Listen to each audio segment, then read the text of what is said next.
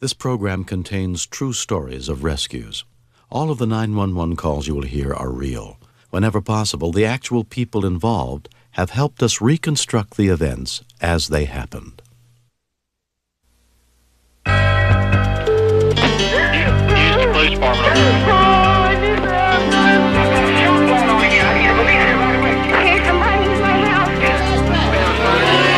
This is 911. Do you have an emergency?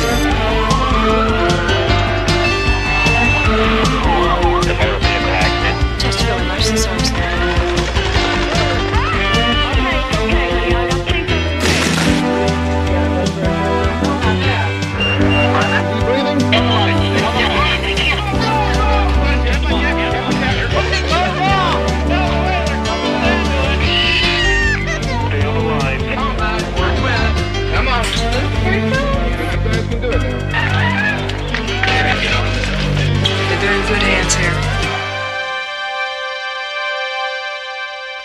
We begin in Tipton, Iowa, on a winter's evening shortly before Christmas of 1989.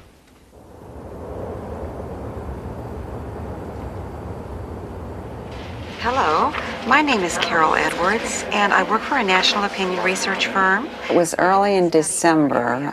We were doing a rather long survey about a nationally syndicated program, and it was getting late in the evening. Okay, well, thank you very much for your time. We dial hundreds of numbers every night, and they're all computer generated.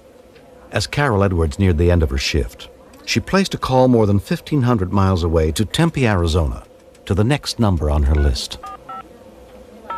We never know who we're calling, and the number that I dialed was an answering machine. I don't know why you didn't call. I don't understand. Your car's in the garage. I am too. Please make sure I get back to the cart. I'll always love you. I wish you felt the same.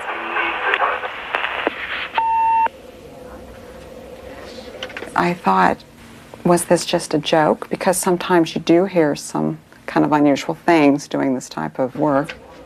But I had never heard a message quite like this, and I thought, I have to listen again.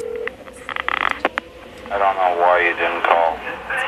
He sounded so sad, so depressed. He said, the car's in the garage, and that's where I'll be. I'll always love you. It sounded like a suicide threat on an answering machine. I couldn't just hang up and forget about it. If I had, I'm certain it would have haunted me. It was something that I had to follow up on. Worried about a man whose name and address she did not know, Carol went to her supervisor, Chuck Sitter. I took down the number and called the police station in Tempe. Tempe Police may help you. His call came in to 911 operator Crystal Dennis at 9:30 p.m. Yes, this is Chuck Sitter calling. I work for a research firm outside the state, and one of my interviewers was calling your area and got a hold of an answering machine that kind of sounds like a suicide threat. And I guess we don't know whether to take it serious or what, so we figured we should call somebody. Yeah. Do you have the address where that answering machine I is? don't have the address. I've got the phone number. Okay, what's that number? When I first got the call, it was odd, but it wasn't that out of the ordinary. Can you hold on a I second? sure can. Okay. There are a lot of crank calls that 911 gets, but we're told to take these things seriously. Hi, sorry I'm not here to receive your call, but if you leave a message at the sound of the tone, I'll be happy to get back with you just as soon as I get home. Bye-bye. Sir? Yeah. I just called that number, and I got a generic type of machine, and didn't sound, out of sorts at all. I apologize. Oh, no. Hey, anytime you've got something like that, we appreciate the call. Don't apologize. Okay. But, well, listen, thank you for checking into it. No problem. Okay, Okay. bye-bye. Bye-bye. When we continue, My greatest fear was I had no idea how long that message had been on his answering machine, and I was very concerned that if it was a serious threat, that it would be too late.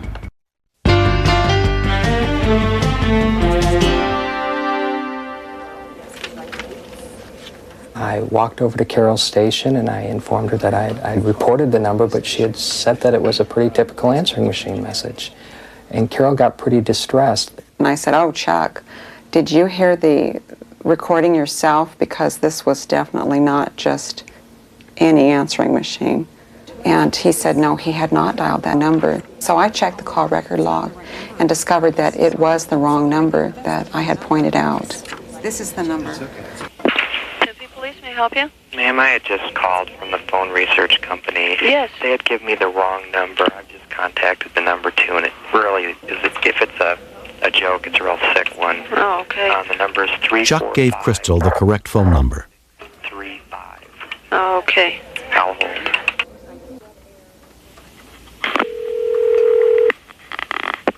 I don't know why you didn't call. I don't understand. Your car's in the garage. I am too. Please make sure I get back to the cart. I'll always love you. When the end of the tape came, I wish you felt the same. Jesus Christ. I had hair standing up on the back of my neck. Mr. Sitter? Yes. That is sick. And we'll send somebody out there to check on it. Thanks so Okay. much. Thank you Bye-bye. very much. Bye-bye. Crystal traced the phone number to an address in a residential area of Tempe. 2 past 17. Need you to a 900 The police were check at immediately 120 dispatched. Smith Street. My greatest fear, if it was serious, was I had no idea how long that message had been on his answering machine. For all I know, it could have been on the machine all day. And I was very concerned that if it was a serious threat, that it would be too late. He called this number at random, and he got an answering machine that gives a suicide threat. And we had the number traced to that address. Stand for it. Police officer Allison Miller arrived at the house within 2 minutes. I don't know just what I might find. If I'm going to walk in to find somebody that's taken a gun to his head and blown his brains out, I know there's a message of some sort, but I don't know what the message says. Probably 23. The house is dark.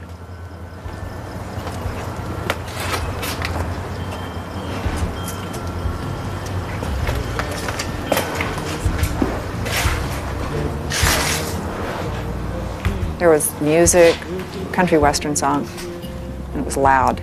And hearing the music, I felt like maybe somebody was inside.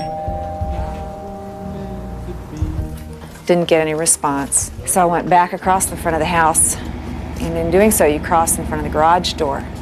And there was noise. It sounded like maybe a car engine running, but I wasn't real sure.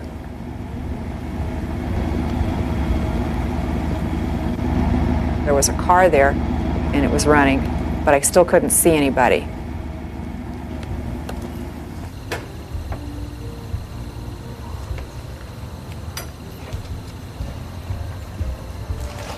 And I still have all these questions that I don't have answered. I don't have anybody moving in the house. What could be going on? That's when this sense of urgency started to build up. Tempe Police.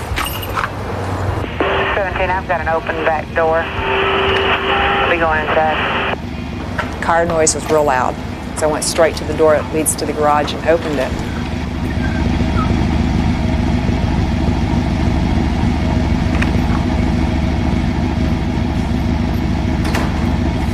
The fumes were very strong in there.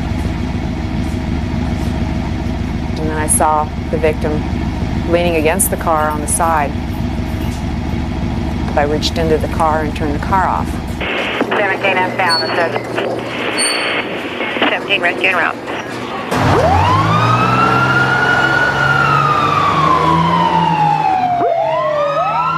Fire and paramedic crews were immediately sent to the scene.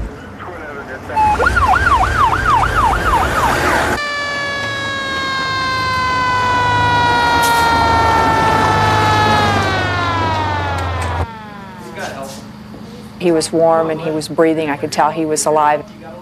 I couldn't get his hands to come free. I couldn't get him to lay back. We're here to help you. 15 minutes after Chuck first called the Tempe police, EMTs arrived on the scene.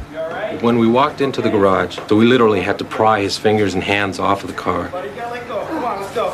Bring him over here, guys. A little bit more out here. He got pretty combative, and he didn't want to have us touch him at all. He had been drinking that night. We could smell it on his breath, and he was, pretty much inebriated. knowing that it was a carbon monoxide poisoning situation, we had to get oxygen on him right away. You could see that he had been exposed for some length of time. It was just so thick in there. So we knew that he was very, very serious about killing himself. The fact that the research firm called at just the right time is phenomenal. They don't call you every day. And the fact that they chose not to ignore what they heard and to go to the trouble to call us not once but twice, they did something extraordinary.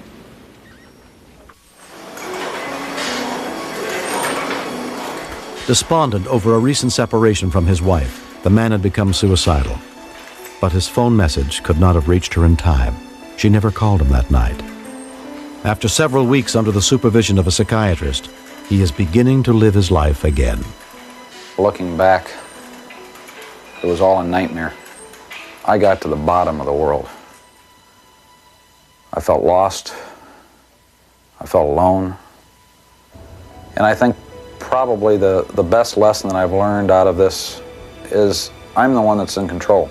I'm the one that did to myself all the hurt, all the agony that I thought other people were doing to me. As a result of everything that happened, he has decided to move back home to the town he grew up in, where his family and friends still live. I realize that as bad as what things might be, there's people that will listen. I had people, friends, that did care. On his last day in town, Carol and Chuck traveled more than 1,500 miles to pay him a goodbye visit, along with Officer Miller. I'm just so glad that I did take that message seriously, because it would have been awfully easy for me just to hang up and go on to the next number. This message was different. This person was crying out for help. Set for new life. I'm going to give it a good shot. Just so glad to meet you. I'm just so glad to meet you. I was just very happy to be able to meet him and tell him my feelings. You're amazing. I just hope that everything is wonderful for him in the future. You're amazing. Don't mind me. I thank them all from the bottom of my heart. I thank God for having them there. Without them, I wouldn't be here today. I'm tickled pink to be alive. And if by me telling my story, I can help someone out there before they cross the line, it'll all be worthwhile. Nearly every community has a suicide prevention center or crisis hotline available.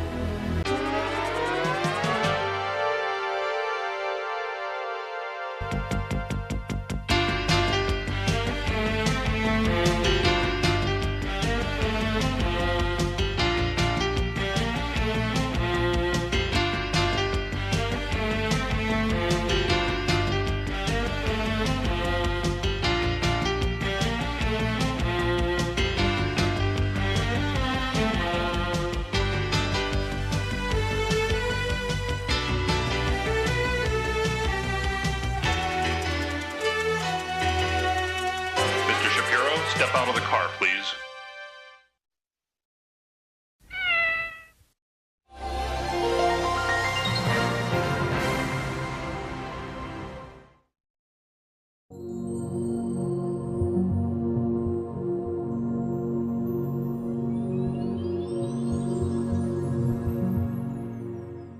This is 911. Do you have an emergency? Today on Rescue 911. Fly over Miami. Stabbings, accident victims is routine Saturday night for Dade County. Take to the sky with Metro Air Rescue. One thing is certain, that we have saved many lives. Watch this emergency chopper team save lives. I feel I'm lucky that I'm alive.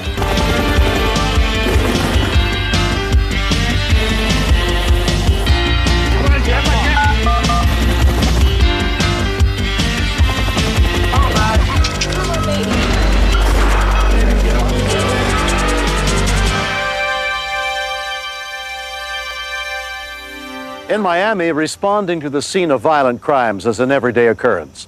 And when every second counts, the speed and mobility of helicopter ambulances can mean the difference between life and death. This story is not a recreation. It's the result of one night's ride with the Metro Dade Air Rescue Team.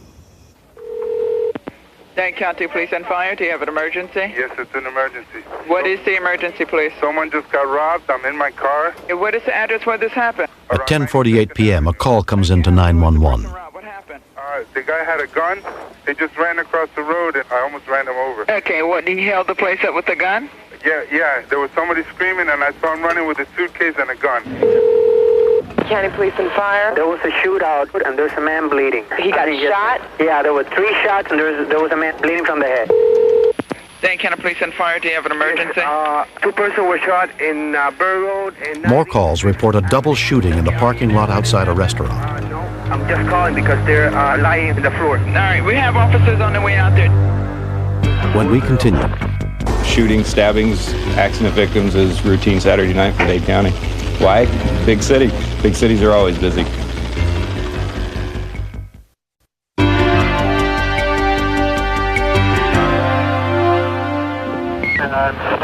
Respond with engine 3 to a 330 Street Southwest 96th Avenue. Police are en route. Call reported by a passerby. There's no other information. 9640. Local rescue vehicles rush to the scene. At the same time, the air rescue helicopter crew is also launched. The time difference is 7 minutes handling time on the aircraft as opposed to 41 minutes handling time on the ground unit. So that's where we think we make the difference. When you go out on another call, it's another person that needs your help. So this is the most tragic thing that's probably ever happened in their lives. We have 2 stations, one with a gunshot to the head, one with an abdominal. Shooting, stabbings, accident victims is routine Saturday night for Dade County. Why? Big city. Big cities are always busy. Yes, sir, we're responding to a 330 shooting with 2 patients, 1 patient. One thing is certain, that we have saved many lives, and had we have not been involved in the transportation of these injured persons, they would have died.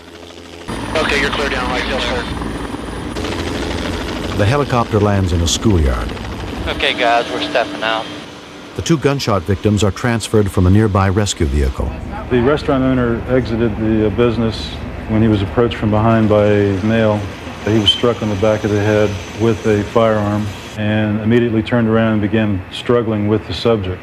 Thereafter, a friend of his came out to his aid, and at that point the restaurant owner was shot, and the friend of his was also shot during the struggle. The first patient that we brought up was the patient with the gunshot wounds to the head. Fernando Garcia was held up at gunpoint outside his family restaurant. The other patient is in critical condition. His customer, Ray Amaro, had taken a shotgun blast in the stomach while trying to defend him. You're clear left, we're right in the back. Okay, you're clear right, tail's clear.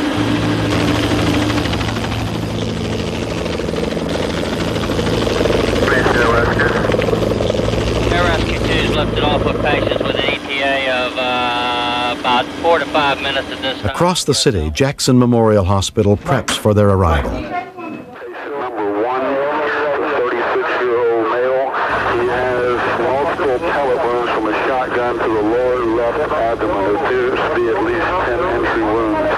Second patient, he also was shot with a shotgun. He has at least 2 entry wounds to the left side of his head, above the left ear.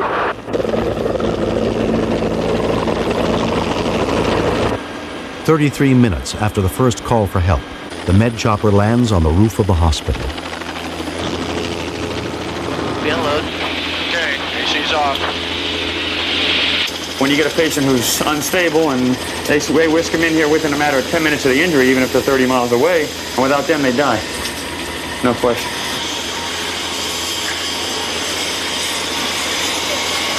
Though his head wounds are bloody, restaurant owner Fernando Garcia's injuries are not nearly as critical as those of the man who tried to help him.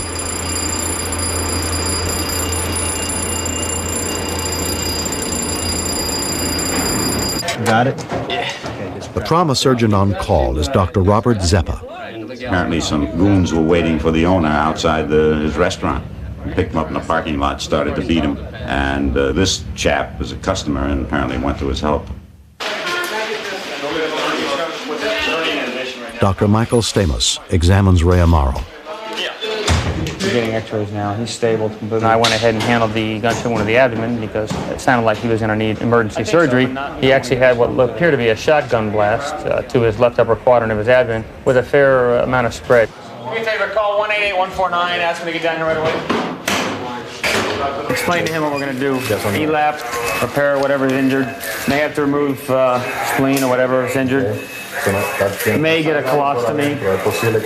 We need a one-shot IVP real quick first. A one-shot IVP, because he got his kidney. I want to make sure the other one's working. Well, the x-rays showed a large number of fragments in the abdominal cavity. Let me see. No pneumo.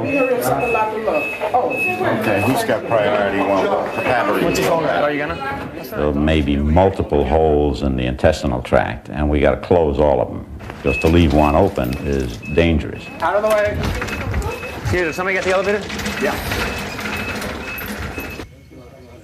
As we were preparing him for the surgery, there was a difficulty in placing the tube that allows the anesthesiologist to breathe for the patient during the operation. Give me a knife, quick. Yes, go. We had to make an incision in his neck and enter the trachea directly with the tube in order to breathe for him. Yes, give me a crack, quick.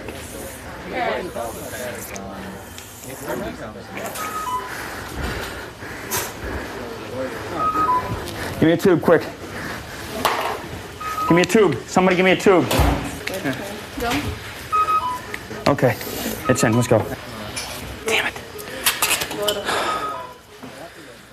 At that time, he stabilized, and we proceeded with the operation. Once you're in the abdomen, the x-rays don't really help you a lot in this kind of situation. You've got a large number of pellets, more than 20 or 30, and the only way to know what's going on is to examine every single organ individually one at a time. You have to be very systematic and make sure you don't miss anything, because a missed injury in this sort of situation is lethal. Some more pellets hanging around. Got a bunch right here. We know we're clear all the way to here. Mm-hmm. Right here we begin. 1, 2, let's go. Atta boy. He had several pellet wounds to his small intestine, as well as 1 or 2 to his large intestine. There was a couple of pellets in the area of the blood vessel supplying the spleen, requiring us to remove the spleen. Just clamp it. Put a clamp on it, and we'll tie them off. Atta boy. In a trauma room, Fernando Garcia is also treated.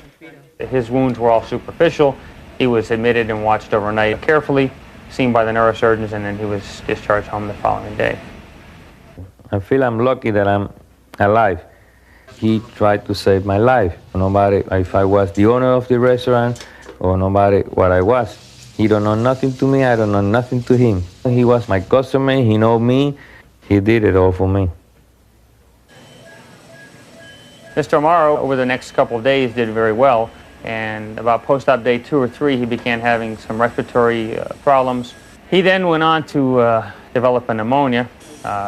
He rapidly deteriorated and required increasing respiratory support. This pneumonia, once it got a foothold, just ate away his lung. Despite aggressive antibiotic therapy and all the other maneuvers that we use to combat pneumonias and bad infections, he continued to deteriorate and went on to expire. They came to the restaurant to see me, to tell me the news that he passed away.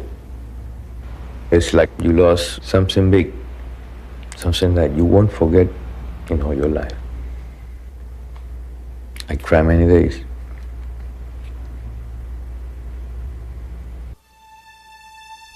Ray Amaro had come to this country from Cuba 9 years earlier. His only close relative here was his cousin Blanca. We were brought up together. He was the only family I had over here. He was a guy who was real active, real happy, always having a good time. Ray was the type of man who didn't like abuse of animals, people. That was the heroic part of him. Ray had never been happy with his life in Cuba. Several times he tried to escape by raft, only to be caught and returned. The first thing that he said when he got to Miami was, "Now I can die happy because I'm in the freedom state."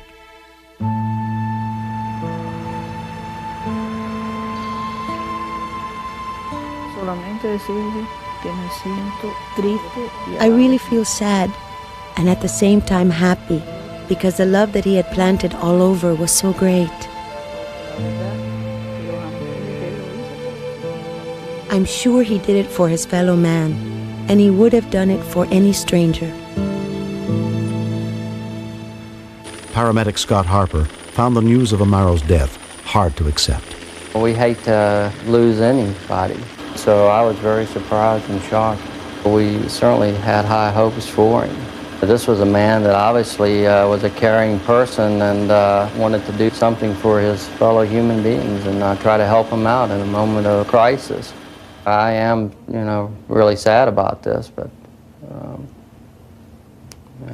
we'll have to go on. Everything had been changed. I was the one that was supposed to be dead, but because of his good feelings, his good heart, he saved my life. That's the way I see it. I always try and help people, and even people that I've seen sometimes on the street, and sometimes if you lend a hand, even a complete stranger, you'll get something back from it, and I guess that's what I got back. I got my father.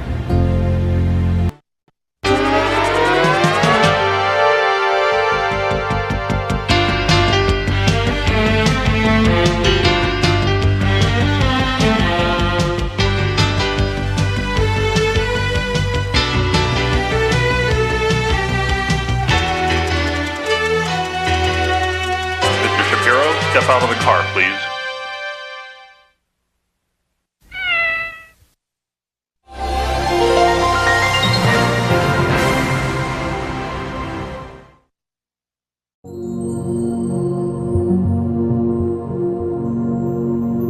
A hurricane named Hugo. The full fury of the hurricane hit right around midnight. The devastating storm pounded the South Carolina coast with massive force. We felt that we had well over 100,000 people at risk. For the ones who chose to face Hugo's fury head on.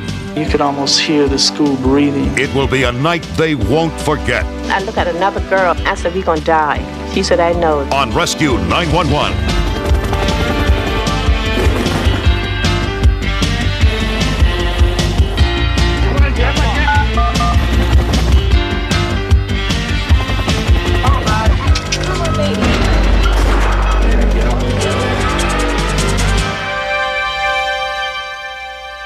On September 21st, 1989, everyone in Charleston, South Carolina was either preparing for the approach of Hurricane Hugo or evacuating to escape its arrival. They had no way of knowing that within 10 hours, it would become the worst storm ever recorded in this country. We interrupt this program to bring you a Live 5 weather bulletin.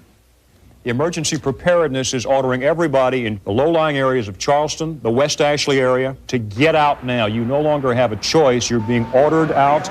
So it is a mandatory evacuation. Hugo approaches. There are last-ditch efforts to get everyone and everything that can be moved to safety. Have now been reversed. So there are only lanes leaving Charleston. You now have 6 lanes leaving Charleston. My father was really worried about Hugo. I said, "What are we going to do? We're going to evacuate or we're going to stay?" My dad said, "Well, we're going to stay."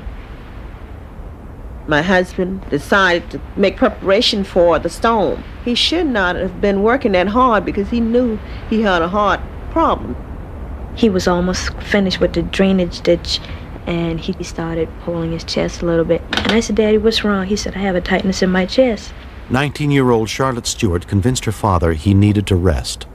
We got back into the house, and he started breathing oddly. Shirley Stewart brought her husband his heart medicine. We asked him to go to the hospital. He refused to go, but I knew that we had to do something because if the storm came, then we couldn't get to the hospital. When we continued, we had to get the message to the people that there was a major force that was coming and that it could kill them if they did not leave.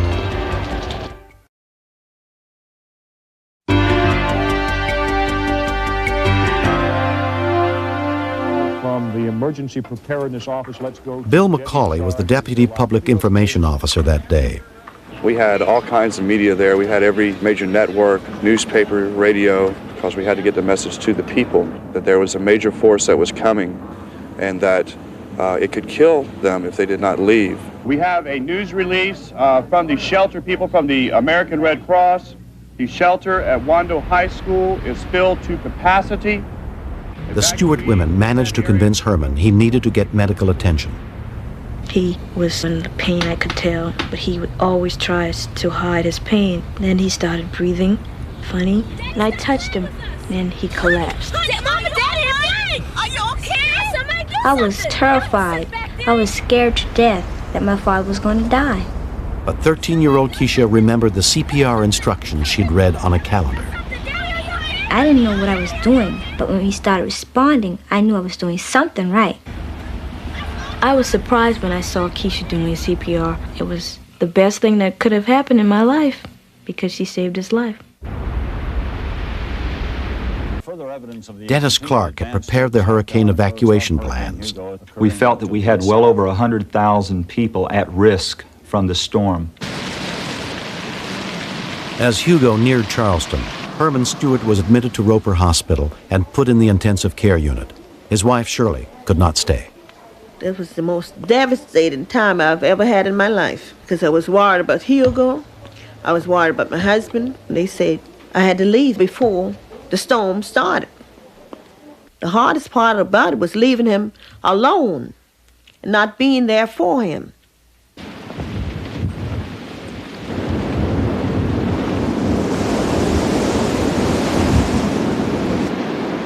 It's now just a few hours before the hurricane should slam into Charleston and the rest of the Low Country. And a lot of that humor. If you want to leave the Charleston area, please leave now. You cannot delay, because shortly it will become too dangerous to leave the Charleston area. Lincoln High School was offered as a shelter based on the fact that the Corps of Engineers study said that it should remain dry up through a Category 4 storm. People were located throughout the school. There were some people in the band room, people in the home economics room, people in the gym, and people in the cafeteria. I was basically there to keep law and order. Hundreds of people left their homes and took refuge at Lincoln High School. At that point, the wind was just rattling, whistling throughout the school. I mean, you could almost hear the school breathing.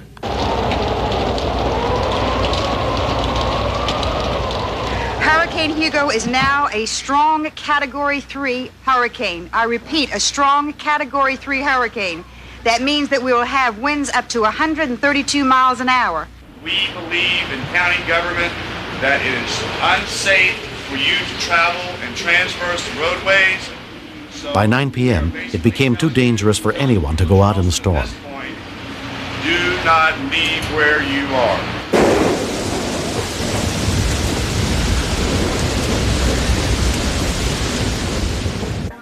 Among the people who had taken shelter at Lincoln High were Deborah Snyder and her family. I have a 16-month-old little girl, and we went on to the school. It was me and my other 3 sisters, my little nephew, and my little niece. We was playing cards, and the light kept blinking off and on. We was having fun, really. It didn't bother me. But when I glanced out, the roof was like lifting up and making a lot of racket. Ladies and gentlemen, landfall for Hurricane Hugo is between 12 and 1:30 this evening, north of the city of Charleston. We'll have surges of between 12 and 18 feet, serious storm surges. Hold where you are. Stay secure. At a 2-story house, go to the 2nd story. I repeat, stay where you are. We do have a Category 4 storm now.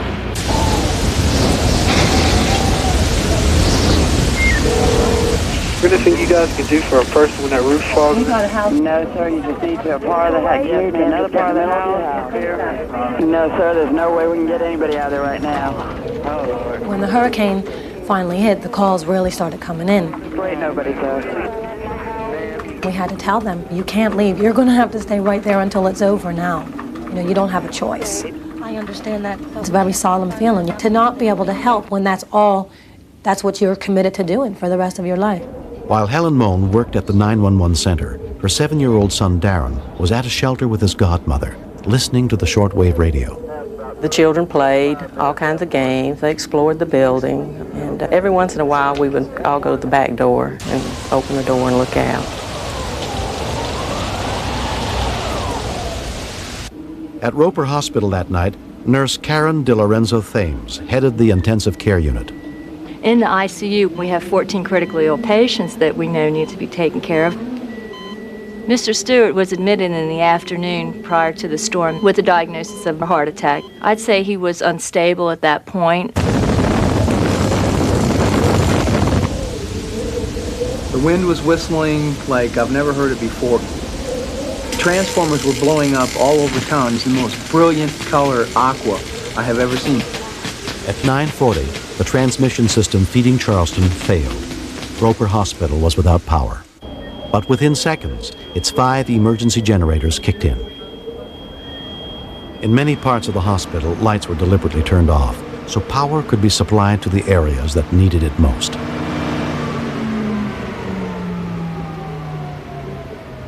There was a problem with the generators, with the fuel lines. Evidently, the wind loosened up the fittings enough where we lost suction.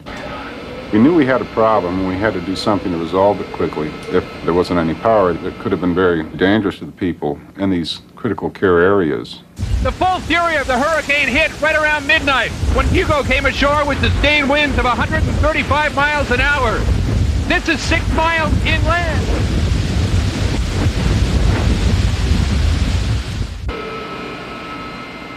We realized someone was going to have to go out there and hand pump diesel fuel to those generators to keep them running. We had approximately 15-20 minutes before we ran dry. There wasn't time to say, well, Dave, you go, or Dan, I'll go, or whatever. So Dave and I decided that if we went out there together and one slipped, there'd be another guy there to help. We really couldn't see what was going on or what was flying through the air.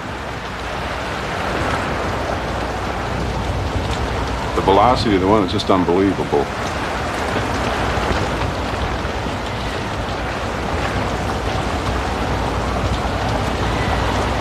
We had an extremely hard time. The wind whipping through there was probably 125 or 130 miles an hour. I'd have to pump about 15 minutes and they'd give me the okay signal. And I'd come back in again, and I thought, well, you know, that wasn't too bad. I could probably do that 3 or 4 times. Little did I know that every time I went out there, it got worse and worse and worse. When we continue. The water came in so fast, like it wasn't never going to stop. And I heard the people tell their wife and the kids, let's all hold hands, we're going to die together, let's go down together.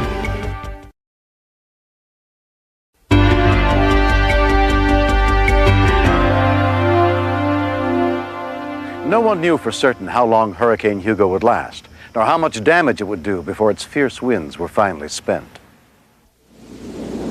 The eye wall, apparently, Rob tells me, is now moving across Charleston. That is when we expect that tremendous storm surge. We've heard reports of up to 18 feet of water. That is now, the eye wall is now moving forward across Charleston. Everybody was just listening out for the storm. It sounded like a train was coming in. Roof and stuff was flying off. I heard someone yell, water, water. Water was coming in fast. I started panicking, everybody started panicking. In about 5 minutes or less, the water was about to my waist. A lot of people wanted to break out to the front door, and thanks God that the pressure from the water didn't let the door open because the water was twice as high on the outside. The water was coming up to my knees, and I thought, you can't go no farther. And the next second, it was all the way up at my throat. I looked at another girl. I said, we're going to die. She said, I know it. My cousin tore the roof up to try to get the little kids up there first because the water was just pouring in. Everybody was panicking, screaming. I saw my whole life just passing me. I thought about all the things that I did in the past, the things that I wanted to get accomplished in the future. I didn't know if I was ever going to get those things done again. The water came in so fast, like it wasn't never going to stop. We got most of the people up on the tables and chairs around it, and I heard the people tell their wife and their kids, let's all hold hands, we're going to die together, let's go down together.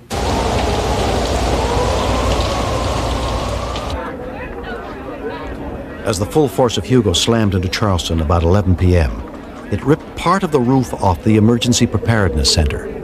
That is when it hit me that we were dealing with something that we had no control over. I think probably the most prudent thing that we could do is at least try to make it to the eye passes, or the eye is here, because we have winds that are now, I am sure, well over 100 miles an hour outside. It will pick up anything. It will pick up little rocks off the ground. It will take things off of your truck and make them missiles. I made a decision along with Dennis Clark and some of the other county officials that we needed to evacuate out of that building during the eye of the hurricane. This is copy, over. Yeah, we're just over here at EPD right now. We lost part of the roof on the back part of the building. When we heard that the roof had blown off the emergency preparedness building, Darren got upset because he figured that's where his mother was at. And he said, I just know my mama's dead. I said, no, Darren, she wasn't at that building. He said, no, Mama's dead. So I said, we'll call her and let you talk to her. Surrounded by trees. There ain't nothing we can do right now. Okay. The only thing I can tell you to do is get in the center part of your house and stay in the center part of the house. We can't possibly respond to any calls right now. I was impressed with 911 system. We had no electricity, but those phones kept on ringing constantly. But y'all just try to take care of yourselves, so stay away from the windows, okay? I was very wrapped up in what I was doing, and I'm answering the phone. You know, I'm mashing the buttons, 911. One of the dispatchers said, Chief, you need to take this phone call next.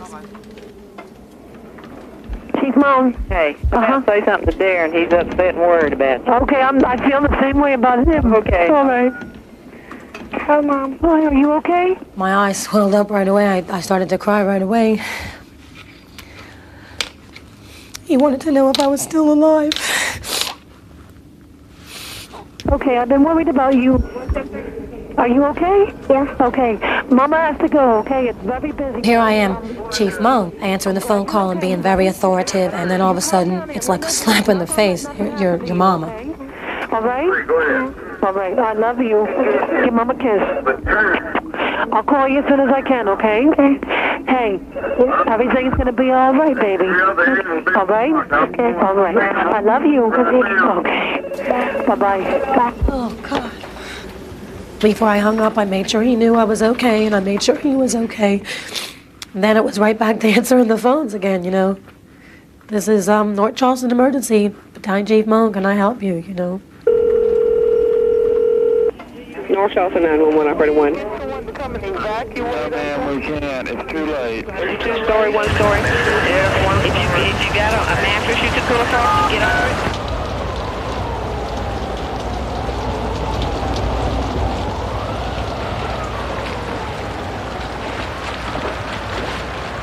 Approximately the third, maybe the fourth time I went up there, I lost my footing. By the time I got back up, they had the rope tight and they were getting ready to pull me back, but then I said, no, I'm okay, let's go, come on. I remember thinking, I can't keep doing this because I was exhausted, and I thought the buildings are going to come down. I didn't think they would be able to withstand the wind. At Lincoln High School, the water in the buildings continued to rise. There was nowhere to escape it.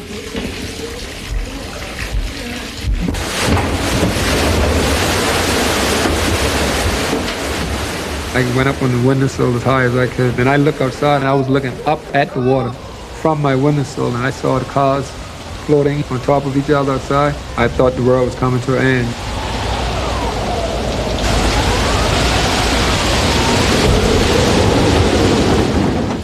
By daybreak, the storm was over. It was a grayest dawn I've ever seen, and quiet. A Coast Guard helicopter came in, and it was a beautiful sight.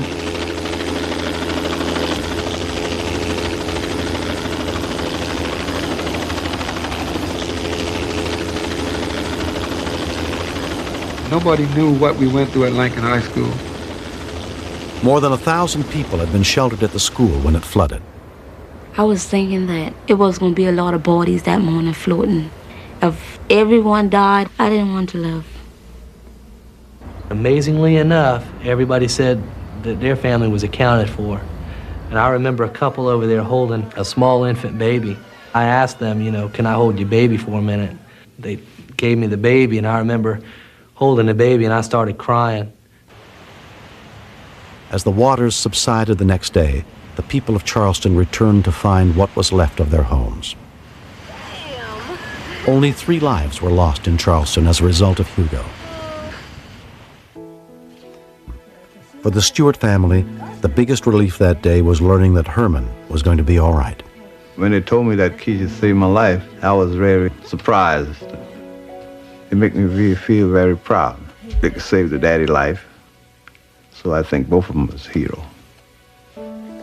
Shirley is also proud of her daughters and grateful to the maintenance workers who risked their lives that night to keep the generators running. I want to thank those men for what they did. Otherwise, my husband probably wouldn't be here today if they hadn't done what they did. May God bless them. This rope was secured around our waist with about 4 of the other maintenance guys around it. I'm proud of what I did, but I also have to feel for all the other guys down here that did just as much, if not more. So you can call me a hero or whatever, but if you do, you have to call the rest of the people heroes too. Disaster relief immediately began helping the thousands of people left homeless in the devastated city. Battalion Chief Helen Mohn worked hundreds of hours of overtime in the next few weeks. I love my job and he knows that, but we have a great relationship. When I'm not at work, I'm with him. So he's like my roommate, my best friend. You know, I think everything's going to be okay for us. I talked to my mom and she said she wasn't hurt and she said she was okay. When we could go back and I could see my mom, that was the happiest moment.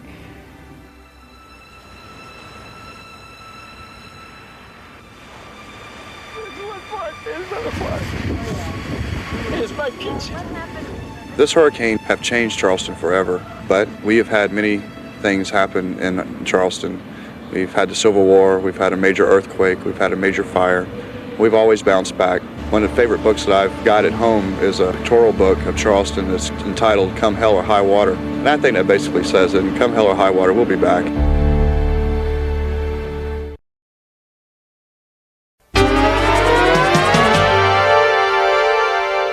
Not every community has 911, so local emergency numbers should be posted at every phone, and children should be taught to use them.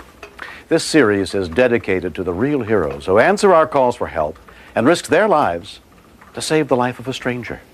I'm William Shatner. Join me next week for more true stories on Rescue 911.